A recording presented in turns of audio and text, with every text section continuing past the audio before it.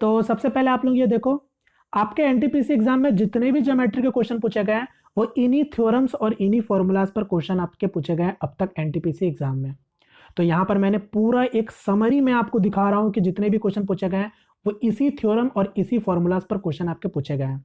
एक आध क्वेश्चन हो सकते हैं जो आपके एक्सेप्शन वाले जो क्वेश्चन होंगे वो उससे आपके बाहर गए होंगे, हालांकि मैं उसको भी इंक्लूड करके रखा हूं इस वीडियो में। तो अब मैं बोल दूं जिनके भी आने वाले दिनों में पेपर है तो एक बार आप लोग कम से कम इतना जरूर से आप लोगों को पता होना चाहिए, ठीक है।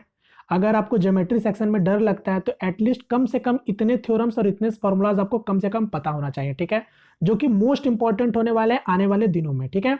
क्योंकि देखो फेज 1, फेज 2 और फेज 3 में अगर इन तीनों फेजों में अगर इन्हीं थ्योरम और इन्हीं फॉर्मूलाज पर क्वेश्चन बने हैं तो आने वाले दिनों में भी इन्हीं थ्योरम्स और इन्हीं फॉर्मूलाज पर क्वेश्चन आपके पूछेंगे, ठीक है। हालांकि कॉन्सेप्ट आपका सेम ही रहेगा, चीजों को घुमाने में कोई भी कसर अगर टीसीएस ना छोड़े तो भी आपके इन्हीं थ्योरम्स इन्हीं फॉर्मूलाज पर ही क्वेश्चन बनेंगे, ठीक है। ये मेरा विश्वास है क्योंकि मैं समझ पा रहा हूं कि अभी तक एनटीपीसी में जितने भी मैं क्वेश्चन देख पा रहा हूं वो कुछ भी अलग अभी तक नहीं पूछा है, ठीक है, प्रीवियस ईयर पेपर से। अगर मैं 2000 ग्रुप डी का भी पेपर को अगर मैं लेके चल रहा हूं तो ग्रुप डी में तो काफी कुछ पूछे गए थे एक्स्ट्रा में भी आपके, बट वहां तक अभी तक आपका पूछा नहीं गया है। तो इसलिए मैं बोल रहा हूं कि ये एकदम समरी है, इससे कम आपको कुछ भी अब हो नहीं सकता। ये मैं कह सकता हूं ये आपके लिए इंपॉर्टेंट है, मतलब इंपॉर्टेंट है, ठीक है। तो चलिए ये वाला आप लोग जरूर से देख लेना। मैं इसका जो फोटो होगा मैं आपको अपने टेलीग्राम चैनल में शेयर कर दूंगा ताकि जिनके भी पेपर होंगे तो एक बार सारा कुछ आप लोग रिकॉल कर लेना और बस चीजों को समझना अच्छे तरीके से, ठीक है। अब चलिए मैं आपको सारा क्वेश्चन दिखाता हूं जो आपके अब तक एनटीपीसी एग्जाम में पूछे गए हैं, जितने भी वैरायटीज के पूछे गए हैं मैं आपको दिखा देता हूं, ठीक है। उससे पहले मैं एक आध थ्योरम आपके साथ और शेयर कर लेता हूं, जैसे कि जिसको मैंने ऐड नहीं किया है। एक आपका थेल्स थ्योरम है। थेल्स थ्योरम के क्वेश्चन सिर्फ फेज 1 में पूछे गए थे, उसके बाद तो पूछा ही नहीं गया। मैं फिर भी बता देता हूं, अगर कोई ट्रायंगल यानी कोई त्रिभुज ए बी सी है, ए बी भुजा और ए सी भुजा पर डी और ई पॉइंट इसका मिड पॉइंट होता है, तो ये साइड और ये साइड पैरेलल होता है। तो थेल्स थ्योरम के अकॉर्डिंग क्या होता है, उनके साइड का रेशियो इक्वल होता है, यानी A D by D B equal to A E by E C होता है। यहां से भी क्वेश्चन आपके डायरेक्ट डायरेक्ट पूछे जा चुके हैं। और एक चीज मैं और क्लियर करा दूं आप लोगों को, देखो आपके रेलवे एग्जाम में ना ज्योमेट्री से क्वेश्चन ना डायरेक्टली ही पूछा जाता है, मतलब इनडायरेक्टली क्वेश्चन वो बहुत कम ही पूछता है आपसे। डायरेक्ट डायरेक्ट फॉर्मूला पर क्वेश्चन आपसे पूछता है आपके रेलवे एग्जाम में, ठीक है। तो इतना अगर आपको पता रहेगा तो आपका काम चल जाएगा इजिली, ठीक है। और जैसे कि अगर मैं बात करूं, अगर इन्हीं पर अगर आपको कोई सिमिलर ट्रायंगल का प्रॉपर्टी लगा दे, जैसे बोल देगा कि ट्रायंगल ए डी ई ये समरूप है यानी सिमिलर है ट्रायंगल ए बी सी का, तो आपको पता होना चाहिए कोरोस्पोंडिंग साइड्स का रेशियो इक्वल होता है सिमिलर ट्रायंगल में। यानी मैं कह सकता हूं कि A D by A B का रेशियो, ठीक है, A D by A B का ratio A E by A C का रेशियो के बराबर होगा। बात समझ रहे, ये मेरा ए बी है, ठीक है, इसको कंफ्यूज मत करना। तो कुछ भी आपसे क्वेश्चन पूछे आपको फंसना नहीं है, ठीक है। एक तो ये हो गया। एक मैं और थ्योरम आपके साथ शेयर करता हूं, थ्योरम बोलो या फॉर्मूलाज बोलो, क्योंकि ग्रुप डी में काफी पूछे गए थे मगर अभी तक एनटीपीसी एग्जाम में नहीं पूछे गए हैं, ठीक है। अगर पूछे जाए तो आप फंसो ना, इसलिए मैं बता देता हूं। एक आपका कोड इंटरसेक्ट से क्वेश्चन अभी तक पूछा नहीं गया है, ठीक है, या फिर पूछा गया हो तो मेरा नॉलेज में नहीं है, क्योंकि ये क्वेश्चन काफी पूछे गए थे एंटी मतलब ग्रुप डी एग्जाम में 2018 का। जैसे मान लो ये कोई जीवा है ए बी, ठीक है, और ये कोई मान लो ये आपका सी डी है, दोनों एक दूसरे को ओ पॉइंट पर इंटरसेक्ट कर रहा है, तो फॉर्मूलाज क्या बनता है, A O into O B equal to C O into O D. ये भी आपको पता होना चाहिए। उसी तरह से एक और मैं टेंजेंट सेकंड थ्योरम का भी बताता हूं कि आपका कोई एक सर्कल है, इसके सेंटर पॉइंट से एक बाहरी कोई बिंदु है और ये आपका कोई एक टेंजेंट डालते हैं, ये मान लो ए हो गया, ये सेंटर पॉइंट ओ हो गया और ये मान लो मेरा ये बी मान लेते हैं, ठीक है। तो यहां पर थ्योरम क्या बोलता है कि एपी का स्क्वायर यानी टेंजेंट का स्क्वायर क्या होता है, बीपी इंटू ओपी के बराबर होता है। ये हो गया टेंजेंट सेकंड थ्योरम के अकॉर्डिंग। तो यहां से भी क्वेश्चन ग्रुप डी में काफी पूछे गए थे मगर एनटीपीसी में अभी तक नहीं पूछे गए हैं, तो ये पता होना चाहिए। और ये भी चीज आप जानते होंगे कि टेंजेंट और रेडियस के बीच में बना एंगल कितना होता है, 90 डिग्री का होता है। चलो अब हम लोग क्वेश्चन की ओर आते हैं, सारा कुछ जब हम लोग क्वेश्चन में एक्स्ट्रा जो भी होगा मैं बताता चलूंगा, ठीक है। चलिए पहला क्वेश्चन देखो। सबसे पहला क्वेश्चन क्या बोला है, किसी समबाहु त्रिभुज का भुजा √3 सेंटीमीटर है तो इसकी परिवृत्त की त्रिज्या ज्ञात करो, यानी सरकम रेडियस आपसे पूछ रहा है, ठीक है। बताओ। तो ये क्वेश्चन आपके पहले पहले दिन यानी 28 दिसंबर को जब आपका पेपर हुआ था तो सबसे पहला क्वेश्चन ज्योमेट्री का यही पूछा गया था। जहां पर अगर मैं बताऊं तो ये हो गया अब आपका एक सर्कल, सर्कल के अंदर में हो गया आपका एक ट्रायंगल, और इस ट्रायंगल का त्रिज्या आपसे पूछा है, ठीक है, यानी रेडियस पूछा है, और भुजा आपको दे रखा है √3। तो रिलेशन क्या होता है वो मैंने लिख रखा था शुरू में। तो R इक्वल टू क्या होता है, A/√3 होता है, ये रिलेशन होता है साइड के साथ। तो यहां पर मेरा रेडियस क्या हो जाएगा, भुजा कितना दे रखा था, √3 दे रखा था, तो √3/√3 यानी ये कट गया, यानी कितना आ गया, त्रिज्या 1 आ गया, तो आंसर हो जाएगा 1। अब मेरी बात को समझो, क्वेश्चन में अगर आपसे बोलता कि आपको इस सर्कल का एरिया निकालना है तो एरिया आप नहीं निकाल लेते। अब त्रिज्या निकल के आ गया तो आप क्षेत्रफल भी निकाल सकते हो या फिर आप परिधि भी निकाल सकते हो, यानी सरकमफ्रेंस भी निकाल सकते हो और एरिया भी निकाल सकते हो, मगर उसके लिए आपको रेडियस की तो जरूरत पड़ेगी ना। तो बस ये हो गया क्लियर। क्लियर है, चलिए नेक्स्ट क्वेश्चन कर बढ़ते हैं। इसी तरीके से आपका इन रेडियस पर भी क्वेश्चन बना है, ठीक है, इन रेडियस पर भी क्वेश्चन बना है जो कि मैंने फॉर्मूला लिख चुका आपके लिए।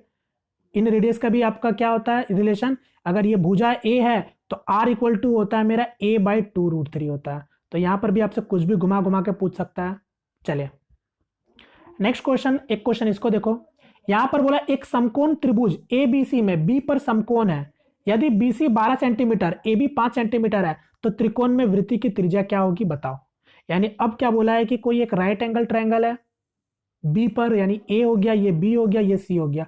अब इसके अंदर में एक सर्कल है और आपसे इसका रेडियस पूछ रहा है, तो इसका रिलेशन क्या होता है देख लो, इसका भी रिलेशन देख लो। तो R इक्वल टू होता है क्या है, H नहीं होता, यहां से माइनस करेंगे, P + B - H/2 होता है, ठीक है। ये आपका एक छोटा सा फॉर्मूला होता है। अब चूंकि आप देखो यहां पर BC आपको दे रखा है 12, AB दे रखा है 5, तो आप पाइथागोरस थ्योरम से इसको निकाल सकते हो क्योंकि ये ट्रिपलेट है 5 12 13 का। क्लियर है, तो यहां पर मेरा रेडियस क्या निकल जाएगा, तो P + B यानी 12 5 17, 17 में से 13 जाएगा 4, यानी 4/2 2, यानी रेडियस कितना निकल के आ गया 2। तो इसका आंसर हो गया 2। अब आपसे सर्कल का एरिया पूछा जाता या फिर सरकमफ्रेंस भी पूछ सकता था, तो आप निकाल सकते हो दोनों चीज। चलिए अब नेक्स्ट क्वेश्चन की ओर बढ़ते हैं। एक क्वेश्चन इसको भी देखो, क्या बोला, PT केंद्र O के साथ वृत्त का एक स्पर्श रेखा है, यदि PT की लंबाई 30 सेंटीमीटर है, वृत्त का व्यास 32 सेंटीमीटर है, तो OP की लंबाई क्या होगी बताओ। यानी अब की बार क्या बोला है कि कोई एक सर्कल है, सेंटर पॉइंट O दे रखा है, कोई टेंजेंट है, ठीक है, क्या टेंजेंट है, PT टेंजेंट है। तो यहां पर मैं एक टेंजेंट डाल देता हूं, तो ये हो गया P, ये हो गया T। साथ में क्या बोला, वृत्त का व्यास, यानी आपको डायमीटर दे रखा है 32 सेंटीमीटर, तो रेडियस कितना हो जाएगा, 16 हो जाएगा। आपसे क्या पूछ रहा, ओपी की लंबाई बताओ, और ये मेरा सेंटर पॉइंट था, तो ओपी का लंबाई आपसे पूछ रहा है। अब आप मेरे को बताओ पीटी का लंबाई कितना दे रखा था, 30 सेंटीमीटर दे रखा था। अब आप यहां से ओपी का लंबाई नहीं निकाल लोगे, आपको अभी मैंने बताया रेडियस और टेंजेंट के बीच में एंगल कितना बनता है, 90 डिग्री का बनता है। तो यहाँ पास आप राइट एंगल ट्रायंगल यानी पाइथागोरस थ्योरम का प्रॉपर्टी लगा सकते हो। तो ये 30 है और ये 16 है, तो ये क्या होगा, ध्यान से देखो, ये 30 और ये 16 है, तो ये क्या होगा, अभी आपको समझ नहीं आ रहा होगा, मैं इसको आधा करता हूं। 30 का आधा कितना होगा 15, 16 का आधा कितना होगा 8। अब आप बताओ 8 15 किसके साथ ट्रिपलेट बनता है, 17 के साथ ट्रिपलेट बनता है कि नहीं बनता है, 18 15 7 17 का, तो बस 17 का डबल कर दो यानी 34। बात समझ गए, 2 टाइम्स है तो 2 टाइम्स। क्लियर है, तो इस तरीके से भी क्वेश्चन बन चुका है। चलिए एक क्वेश्चन इसको देखो अब आप लोग, यहां पर क्या बोला है, इन ट्रायंगल ABC में D और E क्रमश AB और AC के दोनों भुजा पर बिंदु है, जैसे कि D पैरेलल है आपका BC का, AD 6 सेंटीमीटर, DB 9 सेंटीमीटर, तो AE और 8 सेंटीमीटर, तो AC का पता लगा है। तो ये देख सकते हो, ये क्या हो गया, जैसे जैसा क्वेश्चन बोला बस वैसे वैसा करते जाओ और आपको पता चल जाएगा, यही है थेल्स थ्योरम। ठीक है, ये मान लो आपका A हो गया, ये हो गया B हो गया और ये हो गया C। क्या बोला, D आपका AB पर है, यानी ये आपका D हो गया और ये E हो गया। अब क्या बोला, according to question DE parallel है, ये डायरेक्ट क्वेश्चन पूछा गया था आपका पेपर में। AD की लंबाई बता दी गई है 6 सेंटीमीटर, यानी 6 सेंटीमीटर है। DB की लंबाई बता दी गई है 9 सेंटीमीटर, AE की लंबाई बता दी गई है 8 सेंटीमीटर। आपसे AC का लंबाई पूछ रहा, AC, तो आप पहले ये वाला निकाल सकते हो थेल्स थ्योरम लगा के। तो साइड का रेशियो मैंने बताया इक्वल होता है, यानी ये 6/9 और 8/x हो जाएगा। तो यहां से आप सॉल्व कर सकते हो, तो क्या हो जाएगा, 9 8 72, 72 को 6 से भाग दोगे तो 12, यानी x का वैल्यू आ जाएगा 12। आपसे क्या पूछा था, AC का लंबाई, तो AC क्या हो जाएगा, AE प्लस EC हो जाएगा। यानी AE 8 है और EC 12, यानी आंसर कितना हो जाएगा, 20 हो जाएगा। तो जिनका भी आंसर आ रहा था 20 तो करेक्ट है। ठीक है, एक क्वेश्चन इसको ट्राई करो। ये भी क्वेश्चन फेज 1 में पूछा गया था, उसके बाद तो पूछा ही नहीं गया, मैं पूरा देख रहा हूं। ठीक है, तो आप लोग इसको भी ट्राई कर सकते हो। और मैं आपको बता दूं, फेज 1 ही एक ऐसा फेज था जहां पर मैं ज्योमेट्रिक के क्वेश्चन का वैरायटीज देखा। बाद बाकी फेज 2 फेज 3 में तो वही सिमिलर ट्रायंगल का, नहीं तो इन सेंटर का, नहीं तो सरकम सेंटर पर ही क्वेश्चन बन रहे थे। तो आप लोग इसको ट्राई कर लिए। चलो मैं अब इसको बताता हूं क्वेश्चन में क्या बोला है, समझते हैं पहले। देखो, इस क्वेश्चन को बनाने से पहले तो ये छोटा सा प्रॉपर्टी आपको पता होना चाहिए, जैसे कि आपको पता भी होगा, ये कोई सर्कल हो गया, ये मान लो कोई पी पॉइंट हो गया बाहर बिंदु पर। यहां से जब टेंजेंट डालते हैं, या मान लो एपी टेंजेंट हो गया, और यहां से भी आपका टेंजेंट डालते हैं सेम पॉइंट पर, ये मान लो बी हो गया। तो ये कितने लोगों को पता है कि एपी का लंबाई या बीपी का लंबाई एक बराबर होता है? ये चीज आपको पता होना चाहिए। और चूंकि सेंटर है तो आपको पता है सेंटर और सेंटर बोल रहा हूँ, रेडियस और टेंजेंट के बीच में बना एंगल 90 डिग्री होता है। तो ये भी आपको पता होना चाहिए। क्लियर है? अब चूंकि कभी कभी क्या करता है, ये वाला एंगल आपको दे दी जाता है थीटा, ठीक है, और आपसे पूछ लेगा ये वाला एंगल, तो आप देख सकते हो, आपको पता है यहाँ पर क्या बन गया, 90 90 180, यानी ये आपका क्या बन गया, एक क्वाड्रिलेटरल बन गया, यानी आपका एक क्या बन गया, समांतर चतुर्भुज बन गया। अब आप जानते हो समांतर चतुर्भुज यानी इंटीरियर एंगल का सम कितना होता है, 180। तो ये एंगल अगर मेरा 30 होगा तो ये एंगल मेरा कितना होगा, बताओ, 150 होगा। बात समझ रहे हो? तो क्वेश्चन ऐसा भी बना है ग्रुप डी में, बट एनटीपीसी में नहीं बना है। ये सब क्लियर है? चलिए अब हमको इस क्वेश्चन में आते हैं। ये क्वेश्चन में सिर्फ इतना इंपॉर्टेंट था कि एपी की लंबाई बीपी की लंबाई के बराबर होता है। ठीक है, अब यहां पर क्वेश्चन जब क्या बोला है, एक वृत्त ट्रायंगल ए बीसी के भुजा बीसी के बिंदु पी पर स्पर्श करता है। चलो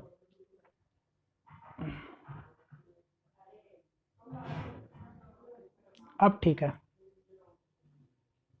ठीक है। अब क्या बोला था, अकॉर्डिंग टू क्वेश्चन ए हो गया, ये बी हो गया, ये सी हो गया। अब समझना क्या बोला था, बीसी को बिंदु पी पर स्पर्श करता है और साथ ही ए बी और एसी को बढ़ाने पर क्रमश बिंदु क्यू और आर को स्पर्श करता है। यानी ए बी को बढ़ा के ये क्यू पॉइंट हो गया जिसको स्पर्श कर रहा है, और ये आपका आर पॉइंट हो गया। ठीक है, अब क्या बोला, पीसी की लंबाई अगर 3 सेंटीमीटर है, समझना मेरी बात को, पीसी का लंबाई यानी ये वाला लंबाई दे रखा है, ये वाला छोटकू सा लंबाई दे रखा है 3। आगे क्या बोला है, और एसी का लंबाई अगर 5 सेंटीमीटर है, यानी एसी का भी लंबाई आपको दे रखा कितना, 5 है। तो आपसे ए क्यू का लंबाई पूछ रहा है। तो अभी जो मैंने बताया कि जो टेंजेंट का बाहरी बिंदु से अगर ए क्यू, यहां से आप ध्यान से देखो, ए क्यू का लंबाई ए आर का लंबाई के बराबर होगा कि नहीं होगा, होगा। अब आप थोड़ा सा ध्यान से देखो, यहां जो आपको पीसी जो दिख रहा है, ध्यान से देखो, पीसी जो है वो सी आर के बराबर होगा कि नहीं होगा, क्योंकि आप देखो ये जो सीपी है, ये भी तो एक टेंजेंट की काम कर रहा है ना, टेंजेंट का काम कर रहा है, और क्यू आर भी टेंजेंट का काम कर रहा है। तो ये दोनों जो भुजा होगा वो बराबर होगा कि नहीं होगा, यानी जो दोनों होगा पीसी और सीआर होगा बराबर होगा। यानी अब आप समझ सकते हो, अगर ये 3 है तो ये भी क्या होगा, मेरा 3 होगा। अब आप जानते हो एसी अगर मेरा 5 है और सीआर मेरा 3 है, तो टोटल ए आर का लंबाई कितना हो जाएगा, 5 3 8 हो जाएगा। जब ए आर का लंबाई अगर 8 हो जाएगा तो ए क्यू का लंबाई भी क्या होगा, सीधा सीधा 8 होगा। बात खत्म, यही तो था। तो ये भी क्वेश्चन आपका पूछा गया था पेपर में। चलिए एक क्वेश्चन अब इसमें आ जाओ। यहां पर क्या बोला है कि बी ए सी 30 डिग्री है, ओ सी बी का मान आपसे पूछा है, तो ट्राई कर लो। ये परिकेंद्र वाला क्वेश्चन है। यहां पर अब आपको क्या बोला, बी ए सी यानी ये वाला एंगल आपको दे रखा है, ये एंगल दे रखा है 30 डिग्री। आपसे ओ सी बी पूछ रहा है, ध्यान से देखो, ये वाला एंगल पूछ रहा है, ये वाला एंगल। ठीक है, अब पहले इसको बनाने से पहले आप सभी लोग ये जानते हो कि नहीं जानते हो, मतलब कहने का मतलब ये है कि जीवा से बना एंगल उसके सेंटर पर वो क्या होता है, डबल होता है उसके सरकमफ्रेंस पर बने एंगल का। अगर ये एंगल मेरा 2 थीटा है तो ये एंगल क्या होगा, थीटा होगा। ये प्रॉपर्टी आप सभी लोग जानते हो। तो बस अब आप जानते हो कि अगर ये मेरा ये वाला एंगल अगर 30 डिग्री है तो ये वाला एंगल कितना होगा, 60 डिग्री होगा। ये 60 डिग्री होगा कि नहीं होगा। अब आप ध्यान से देखो, ये क्या है मेरा, ये भी रेडियस और ये भी रेडियस, तो ये जो दोनों एंगल होगा वो एक बराबर होगा। और आप जानते हो कोई भी ट्रायंगल में सम कितना होता है, 180 का सम होता है। तो ये 60 होगा तो बचे दो एंगल का सम कितना होगा, 120 होगा कि नहीं होगा। अब 120 होगा तो इसका मतलब ये एंगल कितना होगा, ये भी 60 होगा और ये भी 60 होगा, यानी इसका आंसर सीधा सीधा 60 हो जाएगा। क्लियर है? चलो एक क्वेश्चन इसको ट्राई करो। यहां पर क्या बोला गया, यदि किसी समबाहु त्रिभुज का भुजा 4 सेंटीमीटर है तो समबाहु त्रिभुज का भुजाओं का मध्य बिंदु को मिलाने से बनने वाले त्रिभुज का क्षेत्रफल ज्ञात करें, ये बताओ। अब चलिए ये भी चीज मैं बता देता हूं। यहाँ पर क्या बोला कि कोई एक इक्विलैटरल ट्रायंगल है और इसके मिड पॉइंट पर, ठीक है, इसके मिड पॉइंट, साइड के मिड पॉइंट से आपका मिलके एक आपका ट्रायंगल बनाया गया है, ठीक है। जैसे कि आपको नाम देना चाहो तो नाम दे सकते हो, ये ए हो गया, ये बी हो गया, ये सी हो गया, ये मान लो डी पॉइंट हो गया, ये ई पॉइंट हो गया, ये एफ पॉइंट हो गया। अब क्या बोल रहा है कि जो बड़ा समबाहु त्रिभुज था यानी जो इक्विलैटरल ट्रायंगल था, इसका भुजा दे रखा था 4 सेंटीमीटर। आपसे अंदर वाला छोटकू ट्रायंगल का एरिया पूछ रहा है। तो अब मैं बता दूं कि अगर इसका मिड पॉइंट से, अगर मिड पॉइंट से बना के एक ट्रायंगल बन रहा है ना, तो इसका ये वाला जो ट्रायंगल होगा ना, ये पूरे ट्रायंगल का 1/4 होगा। ये आप जानते भी होंगे। यानी यहां पर मैं कह सकता हूं कि ट्रायंगल DEF, ट्रायंगल DEF क्या होगा, 1/4 होगा। किसका? ट्रायंगल ABC का। तो बस अब आप समझ सकते हो, यानी ये भी एक ट्रायंगल का अगर 1/4 होगा तो ये भी 1, ये भी 1, ये भी 1। तो अगर ये 4 साइड है, मेरे बात को समझना, अगर इसका अगर साइड अगर मेरा 4 है तो पूरा टोटल का एरिया निकालो और फिर उसका 1/4 कर दो, यही क्या हो जाएगा, इसका एरिया हो जाएगा। बात को समझ रहे मैं क्या कहना चाह रहा हूं। तो बस ये भी चीज आपको पता होना चाहिए। और एक चीज मैं और आपको बता दूं, अगर ये छोटकू ट्रायंगल का पेरीमीटर की बात करोगे ना, तो इसका पेरीमीटर बड़े वाले ट्रायंगल का पेरीमीटर का आधा होगा, ठीक है। एरिया 1/4 होगा और सर्कमफ्रेंस यानी परिधि आधा होगा। ये भी चीज आपको याद होना चाहिए। अब मैं यहाँ पर ट्रायंगल का मतलब ट्रायंगल एरिया निकाल लेता हूँ। तो समबाहु त्रिभुज है तो एरिया क्या हो जाएगा, √3/4 a स्क्वायर मतलब 4 का स्क्वायर 16, तो 4 से काट लेंगे कितना हो जाएगा, 4√3 हो जाएगा। यानी पूरा कंप्लीट हो जाएगा 4√3। तो उसका 1/4 करेंगे तो कितना हो जाएगा, √3। यानी ये भी √3, ये भी √3, ये भी √3 और ये भी √3। बात खत्म। क्लियर है? चलो नेक्स्ट क्वेश्चन कर बढ़ते हैं। ये भी क्लियर हो गया। एक क्वेश्चन इसको देखो। अब यहां पर क्या बोला है, त्रिभुज ABC में भुजा BC को 3 भागों में इस तरह बांटा गया है कि BD, DE और EC एक बराबर है। तो त्रिभुज ADC का क्षेत्रफल क्या होगा, बताओ। यदि त्रिभुज ABC का क्षेत्रफल 36 वर्ग सेंटीमीटर है। अब चलो इस क्वेश्चन को ट्राई करो। अच्छा क्वेश्चन है। अब यहां पर क्या बोला जा रहा है कि सिंपली कोई एक ट्रायंगल है ABC, ठीक है, A हो गया, ये B हो गया, ये C हो गया। अकॉर्डिंग टू क्वेश्चन क्या बोला गया है कि जो BC भुजा है इसको 3 भागों में बांटा जा रहा है। तो मैं इसको 3 भागों में बांट देता हूं। ये हो गया मान लो D और ये हो गया E। क्लियर है? आपसे क्या पूछा है क्वेश्चन में कि ADC ट्रायंगल का एरिया बताओ, यानी ये वाला ट्रायंगल का आपसे एरिया पूछना चाह रहा। और हिंट में क्या दे रखा है कि ABC यानी जो बड़ा वाला जो ट्रायंगल है उसका एरिया दे रखा है 36 वर्ग सेंटीमीटर। बताओ। अब मेरी बात को समझना, इस क्वेश्चन को आप जैसा चाहो वैसा बना सकते हो। पहले आपको बेसिक समझ में आना चाहिए कि बेसिक में हो क्या रहा है। अगर ये जो तीनों भुजा जो काटा गया वो एक बराबर अगर है तो मैं सपोज दैट मान लेता हूं कि ये 1 है, यानी इसका लंबाई BD का लंबाई 1 है तो DE का भी लंबाई 1 होगा और EC का भी लंबाई क्या होगा, 1 होगा। तो पहले मैं क्या करता हूं कि दोनों ट्रायंगल का अनुपात निकालता हूं कि दोनों ट्रायंगल का रेशियो क्या होगा। तो मैं दोनों ट्रायंगल का जब अनुपात निकालने जाऊंगा तो आपको पता है ट्रायंगल का एरिया क्या होता है, half into base into height. मेरी बात को समझना, half into base into height. यानी ट्रायंगल ABC, समझो मेरी बात को, ट्रायंगल ABC और ट्रायंगल ADC, पहले मैं इनका रेशियो निकालता हूं। तो ट्रायंगल ABC यानी पहले क्या होगा, हाफ इंटू बेस, बेस क्या हो जाएगा BC, तो BC कितना हो जाएगा 1 2 3 यानी 3 रेशियो हो जाएगा, गुना हाइट कितना है। तो अब मेरी बात को समझना, हाइट क्या है, दोनों ट्रायंगल के लिए हाइट क्या होगा, सेम होगा। यानी अगर आप हाइट कुछ भी दोगे तो हाइट आपका दोनों के लिए सेम होगा। उसी तरीके से ट्रायंगल अगर ADC निकालोगे तो हाफ हो जाएगा। अब बेस कितना हो जाएगा, DC कितना हो जाएगा, DC ध्यान से देखो 1 और 1 2 और हाइट दोनों के लिए सेम है। यानी ये से ये कैंसिल और ये से ये कैंसिल और ये से ये कैंसिल।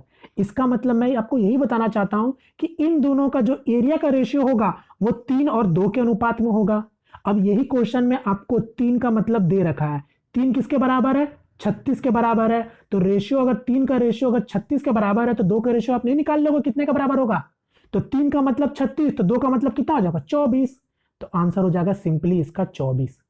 बात समझ गए? तो आप इसको इतना कुछ करने का जरूरत नहीं था, आपको बस सीधा सीधा समझना था कि अगर आपका दोनों ट्रायंगल के लिए हाइट क्या है, कॉमन है, तो इसका मतलब जो उनका बेस का रेशियो होगा उसी रेशियो में एरिया का भी रेशियो होगा। सीधा सीधा यही चीज आपको समझना था कि जो उनका बेस का रेशियो होगा वही उनका एरिया के रेशियो भी उसी अनुपात में होगा। यानी आप सीधा सीधा ऐसे बना सकते थे, ये डी हो गया, मान लो ये ई हो गया, तो आप क्या समझते कि बीसी और ये हो गया डीसी, तो बीसी कितना हो जाता, 3 हो जाता, तो 3 ये हो गया और डीसी मेरा आपका 2 हो जाता, तो इसी अनुपात में एरिया भी होता, तो 3 का मतलब 36, तो 1 का मतलब 12, तो 2 का मतलब कितना हो गया 24। तो ऐसे करके आपको बनाना था, ठीक है। चलिए नेक्स्ट क्वेश्चन, इसको भी जल्दी से आप लोग ट्राई करो। यहां पर क्या बोला, एक त्रिभुज एबीसी में, ये गलती है, ठीक है, एबीसी में डीबीसी पर बिंदु है जो बीडी सीडी का आधा है, तो त्रिभुज एबीसी का क्षेत्रफल त्रिभुज एडीसी का क्षेत्रफल का अनुपात क्या होगा बताओ। अब चलो ये भी उसी टाइप का क्वेश्चन हो गया। अब यहां पर फिर से समझ गए कि ये आपका कोई ट्रायंगल हो गया ए बी सी, ठीक है। अब आपको हिंट में क्या दे रखा है, जो बीडी है वो सीडी का आधा है, यानी मैं कह सकता हूं जो बीडी और सीडी का जो रेशियो होगा वो क्या होगा, 1 और 2 के अनुपात में होगा। चूंकि अब आप समझ गए, यानी जो डी पॉइंट होगा वो यहां कहीं होगा, तो मान लो ये 1 होगा तो ये 2 के अनुपात में होगा। बात को समझ रहे हो। तो आपसे क्या पूछा, उनके क्षेत्रफल का अनुपात पूछ रहा है, तो अब मेरे को बता दो क्षेत्रफल का अनुपात पूछ रहा है, तो इसका मतलब क्या हो जाएगा, ए बी सी का क्षेत्रफल यानी बीसी का क्षेत्रफल, तो बीसी कितना हो जाएगा 3 हो जाएगा, और आपका एडीसी, तो एडीसी तो डीसी कितना है 2 है, तो बस इसी अनुपात में उसका एरिया भी होगा, तो आंसर हो जाएगा 3/2। बात खत्म। चलिए नेक्स्ट क्वेश्चन, इसको ट्राई करो। यहां पर क्या बोला, समांतर चतुर्भुज ए बी सी डी में भुजा बीसी को आगे ई के तक बढ़ाया गया, यदि बीसी सी है तो त्रिभुज ए बी ई और चतुर्भुज ए बी सी डी का क्षेत्रफल का अनुपात क्या होगा। देखो ये क्वेश्चन पूछा गया था फेज 1 में, ठीक है। इसी से मिलता जुलता क्वेश्चन आपके फेज 3 में, अगर मैं सही हूं तो फेज 3 में आपका 10 तारीख के सेकंड शिफ्ट में पूछा गया था क्वेश्चन, इसी टाइप के क्वेश्चन पूछे गए थे। हालांकि वहां पर लाइन को एक्सटेंड नहीं किया गया था। मैं ये क्वेश्चन और वो क्वेश्चन को साथ में ही बता दूंगा, ठीक है। ये क्वेश्चन कोई है नहीं, बस एक्सेप्शन वाला जो क्वेश्चन मैं बात कर रहा था, बस ये इसी टाइप का क्वेश्चन है। बात समझ गए, तो मैं इसको बाद में लास्ट में बता देता हूं, ठीक है, या फिर चलो मैं बता ही देता हूं। देखो यहां पर क्या बोलना चाह रहे, कोई समांतर चतुर्भुज है, यानी कोई एक पैरेललोग्राम है, तो मैं parallelogram A B C D बना लेता हूं। यहां पर भी समझने वाला ही चीज है, केवल आपके पास ये ए हो गया, ये बी हो गया, ये सी हो गया और ये डी हो गया। क्या बोला, बीसी को आगे बढ़ाया गया, ठीक है, सॉरी मैं गलती कर दिया, बीसी को यहां लेते हैं तब आगे अच्छा बढ़ जाएगा। ये कोई पैरेललोग्राम हो गया, ये ए बी, ये ए बी सी डी।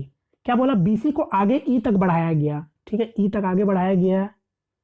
यदि बीसी और सी एक बराबर है, यानी बीसी का लंबाई और सी का लंबाई एक बराबर है, तो त्रिभुज ए बी ई, ठीक है, त्रिभुज ए बी ई, समझना, त्रिभुज ए बी ई और चतुर्भुज ए बी सी डी का क्षेत्रफल का अनुपात बताओ क्या होगा। ये आपसे क्वेश्चन पूछा गया था। अब मेरा बात को समझना, आपसे क्या बोला, दोनों का एरिया का रेशियो पूछ रहा है। तो अब आपको अभी मैंने बताया है कि एरिया, पहले बता दो ट्रायंगल का एरिया होता क्या है, half into base into height. तो अगर इस ट्रायंगल का अगर मैं एरिया मतलब इस ट्रायंगल का अगर मैं हाइट बनाऊंगा तो यही मेरा हाइट होगा। समझ आ रहा है, ये हाइट, ये मान लो h है। तो अब आप समझते हो, अगर ये मेरा हाइट हो जाएगा तो इस पैरेललोग्राम का, यानी इस समचतुर्भुज का, समांतर चतुर्भुज का, अगर मैं इसका हाइट बनाऊंगा तो यहां से ये भी इसका हाइट हो जाएगा। तो चूंकि अब ध्यान से देखो, अगर मान लो ये वाला, अगर मैं यहां पर कोई पॉइंट अगर मैं P दे देता हूं, चूंकि मेरा AP पॉइंट हो गया, AP आपका क्या हो गया, हाइट हो गया, किस, ये ट्रायंगल का हाइट हो गया। अब ध्यान से देखो, ये जो मैं अगर यहां से डाल रहा हूं, ये PQ क्या हो गया, हाइट हो गया, किसका हाइट हो गया, तो ये समांतर चतुर्भुज का हाइट हो गया। अब आप एरिया नहीं निकाल लोगे आसानी से। ध्यान से देखो, जो AP है वो आपका क्या है, DQ का एक बराबर है, यानी समांतर है, तो यानी दोनों हाइट क्या है, कॉमन ही है। बस आपको यही चीज समझना था। अब आप निकाल सकते हो, यानी ट्रायंगल ए बी ई का एरिया निकाल लो, तो क्या हो जाएगा, half into base into height. तो बेस क्या हो जाएगा, लंबा पूरा बेस हो जाएगा, यानी बीई का लंबाई हो जाएगा, बीई हो जाएगा। हाइट कितना हो जाएगा, तो हाइट अब मैं h मान लेता हूं, क्योंकि मैंने बता दिया दोनों का हाइट तो सेम ही रहेगा, क्योंकि एक बेस पर बन रहा है तो हाइट तो दोनों का सेम ही होगा ना, एक खुद के समझ के ऊपर था। और चतुर्भुज यानी समांतर चतुर्भुज का अब निकाल लो एरिया, तो इसका एरिया क्या होता है, बेस इंटू हाइट। तो यहां पर इसका बेस क्या हो जाएगा, बीसी होगा, केवल क्या होगा, बीसी होगा, और हाइट क्या है, तो h है। अब आप इसको सॉल्व कर सकते हो, तो हाइट से हाइट कैंसिल। अब ध्यान से देखो, ये 2 क्या होगा, नीचे आ जाएगा, चूंकि खत्म हो गया। अब ध्यान से देखो, ये बीई क्या है, बीई पूरा क्वेश्चन में पहली हिंट में क्या दे रखा था कि बीसी और सीई एक बराबर है, बीसी और सीई एक बराबर है, तो 2 ठो बीसी और यहां पर बीई केवल है, तो तो बीई को मैं क्या लिख सकता हूं, बीसी और बीसी नहीं लिख सकता हूं, क्योंकि सी और बीसी एक बराबर है। तो इसका मतलब आपको समझ आ गया कि मैं बीई को आपका 2BC लिख सकता हूं सिंपली में, और नीचे भी क्या था, 2BC था, यानी रेशियो क्या हो जाएगा, 1 और 1 का हो जाएगा, यानी इसका आंसर हो जाएगा सिंपली 1। क्लियर है? चलो ये भी मैं यहाँ पर खत्म कर दिया। ये क्वेश्चन फेज 1 में पूछने के बाद डायरेक्ट फेज 3 में इसी टाइप का पूछा गया था, वो क्वेश्चन अब आप भी बना लोगे इजिली।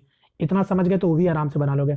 एक क्वेश्चन पहले आप इसको ट्राई करो। अब ये सब फेज 2 और फेज 3 के क्वेश्चन पूछा गया है, जो कि मैंने बता चुका हूं। फेज 2 और फेज 3 में ज्यादातर क्वेश्चन सिमिलर ट्रायंगल पर पूछा गया है, और नहीं तो इन सेंटर और नहीं तो सरकम सेंटर पर पूछा गया। तो चलो अब आप लोग जल्दी ट्राई करते चलो। तो क्वेश्चन में क्या बोला है, दो ट्रायंगल ABC और ट्रायंगल PQR समरूप है। ट्रायंगल PQR का क्षेत्रफल 36 है और ऊंचाई 6 है। यदि ट्रायंगल ABC का ऊंचाई 4 है तो ट्रायंगल ABC का क्षेत्रफल क्या होगा, बताओ। अब देख लो, डायरेक्ट आप लगा सकते हो सिमिलर ट्रायंगल का प्रॉपर्टी। तो यहां पर मैं डायरेक्ट बता सकता हूं, अगर 6 का 36 है तो 4 का कितना हो जाएगा, 16 हो जाएगा। कैसे है, ये सब चीज आपको पता होना चाहिए। ट्रायंगल PQR और ये हो गया ट्रायंगल ABC, ठीक है। ये दे रखा है 36 और आपको निकालना है ये x का वैल्यू। अब आपको हाइट भी दे रखा है, क्योंकि मैं बता चुका कोरस्पॉन्डिंग साइड के रेशियो इक्वल होता है। तो 4, ये आपको 6 दे रखा है इसका हाइट, और इसका 4 दे रखा है। तो इसी के अनुपात में तो उसका एरिया होता है, यानी ये 6 का 36 है तो 4 का कितना हो जाएगा, 16 हो जाएगा। तो ये आपका 16 हो जाएगा। क्लियर है? चलिए एक क्वेश्चन इसको देखो, तो ये भी आपका सिमिलर ट्रायंगल पर बेस्ड क्वेश्चन है। क्या बोला है, दो समरूप त्रिभुज ABC PQR का संगत भुजाओं का अनुपात ज्ञात कीजिए, जबकि दोनों त्रिभुज का क्षेत्रफल क्रमश 36 वर्ग सेंटीमीटर और 49 वर्ग सेंटीमीटर है। तो बताओ उनके कोरस्पॉन्डिंग साइड का रेशियो क्या हो जाएगा। तो सिंपली आप देख पा रहे हो, ये 36 और ये 49, यानी 6 और 7 हो जाएगा। बात खत्म। क्लियर? तो इसी तरीके से क्वेश्चन आपके पूछा गया था सिमिलर ट्रायंगल पर, डायरेक्ट बेस्ड क्वेश्चन, ठीक है। चलिए एक क्वेश्चन इसको देखो।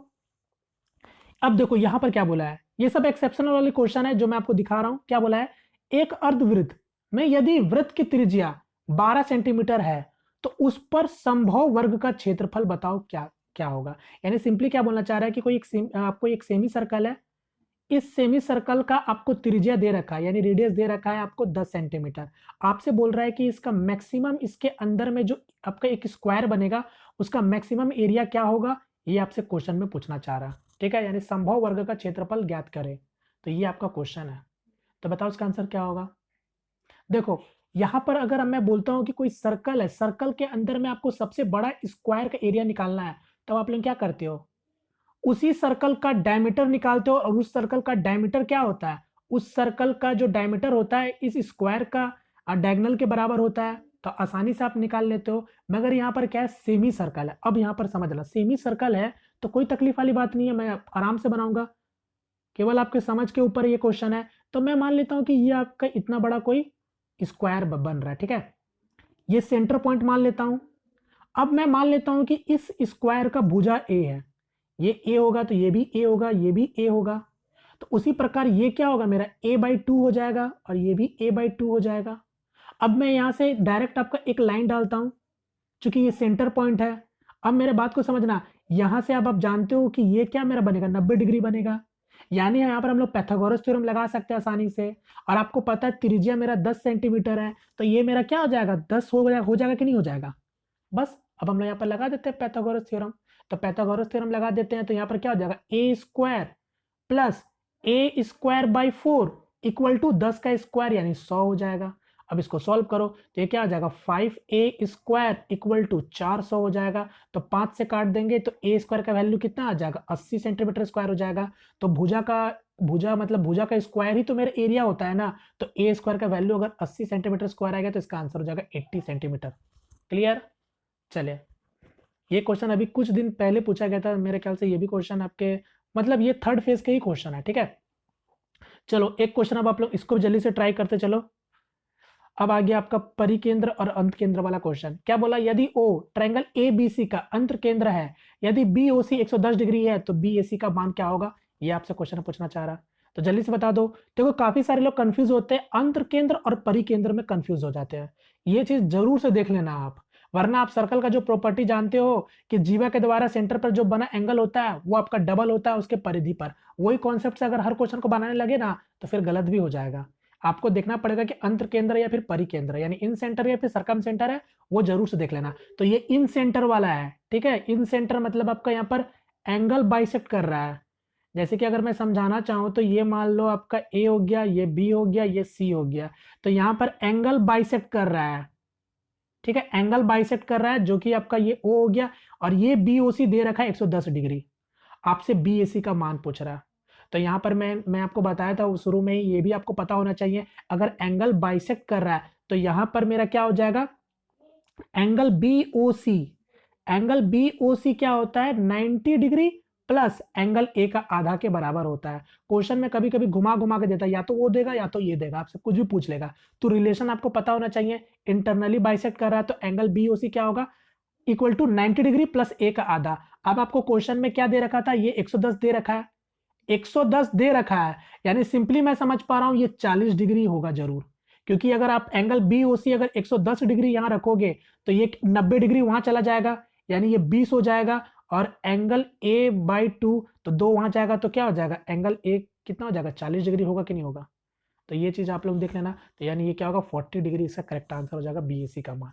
अगर ये 40 दिया जाता तो ये भी आप निकाल लेते हैं, 90 डिग्री प्लस आधा एंगल ए का। क्लियर है, ये चीज आपको पता होना चाहिए। और देख लो अभी तक एनटीपीसी में इंटरनली बाइसेक्ट पर क्वेश्चन बना है, अगर बाहरी में अगर बाइसेक्ट करेगा, अगर बाहर आपका बाइसेक्ट करेगा और ये एंगल अगर आपसे पूछ लिया जाए तो फिर फॉर्मूला में क्या हो जाएगा, 90 डिग्री माइनस ए बाई 2 हो जाएगा फिर, ठीक है, तो देख लेना। चलिए नेक्स्ट क्वेश्चन, इसको जल्दी से ट्राई करो। फिर से त्रिभुज ए बी सी में एंगल ए 45 डिग्री है तथा एंगल बी एवं एंगल सी का एंगल इंटरसेक्शन यानी प्रतिच्छेद बिंदु पॉइंट ओ है, तो एंगल बी ओ सी का मान क्या होगा, फिर से बताओ। तो फिर से देखो एंगल इंटरसेक्शन हो रहा है, यानी फिर से अब आप समझ गए, यानी ये कौन सा अंत केंद्र वाला क्वेश्चन है, ये ए हो गया, ये बी हो गया, ये सी हो गया, एंगल बी सी आपका इंटरसेक्ट करता है ओ पॉइंट पर, आपको ए दे रखा है, कितना दे रखा है, ये 45 डिग्री दे रखा है, आपसे सिंपली बी ओ सी का मान पूछ रहा है, तो क्या हो जाएगा 90 डिग्री प्लस 45 डिग्री का आधा यानी 22.5 डिग्री, दोनों को जोड़ लो, कितना आ जाएगा मेरा 9 2 11 यानी 112.5 डिग्री से करेक्ट आंसर हो जाएगा। चलिए नेक्स्ट क्वेश्चन की ओर बढ़ते जल्दी से। एक क्वेश्चन इसको ट्राई करो, ये परिकेंद्र वाला, यदि ओ यदि ओ ट्रायंगल ए बी सी का परिकेंद्र है, यदि बी ए सी 47.5 डिग्री है, तो एंगल बी ओ सी क्या होगा बता दो। अब ये क्वेश्चन वाला वही सर्कल वाला प्रॉपर्टी आप लगा सकते हो, अगर ये 47.5 डिग्री है उसके अगर सर्कमफ्रेंस पे है तो सेंटर पर कितना एंगल बनेगा, उसका डबल बनेगा, यानी कितना हो जाएगा, ये 95 डिग्री आपका सही हो जाएगा। बात समझ गए, क्योंकि हम लोग जानते हैं अगर जीवा से उसके सेंटर पर बने एंगल, जो जीवा से अगर सेंटर पर बने एंगल क्या होता है, उसी जीवा से सर्कमफ्रेंस पर बने एंगल का क्या होता है, डबल होता है। अगर आपको दे रखा है सिंपली, अगर ये ए हो गया, ये बी हो गया, ये सी हो गया, अगर बी ए सी अगर ये दे रखा है 47.5, तो इसका मतलब ये एंगल क्या होगा, इसका जस्ट डबल होगा, तो ये होगा 95। तो जिनका भी आंसर 95 डिग्री है करेक्ट है, ठीक है।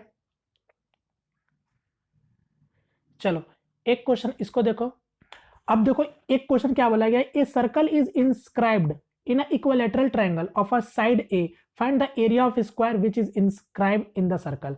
अब देख लो यहां पर भी वही कॉन्सेप्ट लगेगा, परित्रिज्या और आपका अंतरिज्या वाला, क्योंकि आपका इक्विलैटरल ट्रायंगल के अंदर में आपका कोई एक सर्कल है, यानी अंतरिज्या वाला फॉर्मूला लगेगा यहां पर। अब आप समझना, ये क्वेश्चन वाकई में अच्छा पूछा गया था, 2 फरवरी का क्वेश्चन है, मुझे याद है 2 फरवरी का सेकंड शिफ्ट में क्वेश्चन पूछा गया था।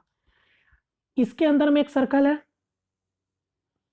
अ circle is inscribe in equilateral triangle of side A, यानी क्या बोला, कोई समबाहु त्रिभुज के अंदर में आपका एक सर्कल है, ठीक है, इस समबाहु त्रिभुज का भुजा दे रखा है ए के बराबर है।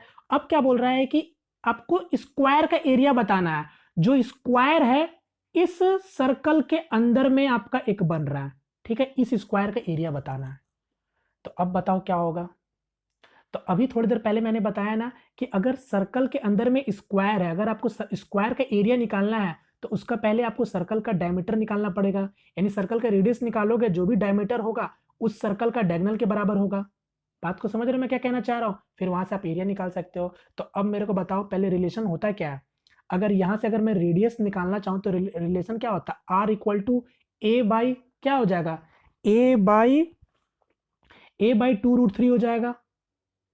ये क्लियर है सभी लोगों को, a बाई 2√3 हो जाएगा। तो यहां से मेरा रेडियस निकल के आ चुका है पहले से, क्योंकि मेरे को भुजा पहले बोला था a हो जाएगा यहाँ पास आपका। ये सभी लोगों को समझ आ रहा है ना।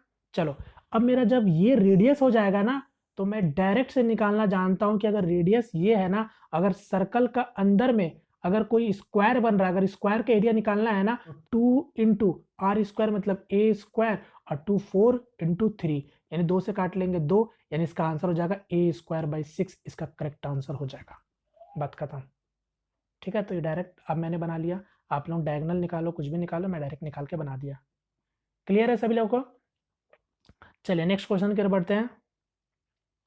क्योंकि मुझे पता है एक चीज कि अगर इस सर्कल के अंदर में अगर स्क्वायर कोई बन रहा है ना, अगर मैं डायरेक्ट से अगर मैं रेडियस निकाल लूँ ना, तो रेडियस का 2 टाइम्स रेडियस स्क्वायर कर दो, यही मेरा क्या हो जाएगा, इस स्क्वायर का एरिया हो जाएगा।